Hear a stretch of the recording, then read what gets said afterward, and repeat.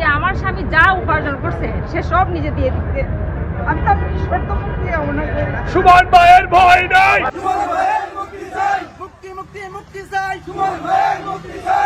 দেশবাসীর কাছে দোয়া চান ব্যারিস্টার সুমনের স্ত্রী।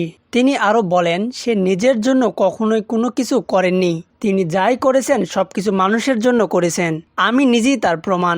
তার স্ত্রী আরো বলেন, সে না খেয়ে অন্যজনকে খেয়েছে, কিন্তু তার বিরুদ্ধে কিভাবে অন্যান্য মামলা নিয়ে আসামিদেরকে মুক্ত করেছে, সে ওই জায়গায় কাট করায় আসা। যদি সে দুর্নীতিবাজ হইতো কোনো দুঃখ ছিল না। সে ব্যারিস্টার সুমন যে কোনো দিন পারে, এ কখনো হতে পারে না। তিনি আরো বলেন, সে সারা জীবন ন্যায়ের পক্ষে ছিল, আর সেই সবসময় দুর্নীতির বিপক্ষে ছিল।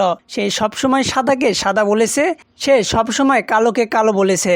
এটাই কি তার দোষ? যদি ব্যারিস্টার সুমনকে না ছেড়ে দেওয়া হয়, তাহলে আরেকটি ব্যারিস্টার সুমনকে তৈরি করে দেখান এবং দেশের জন্য যে কাজ করবে।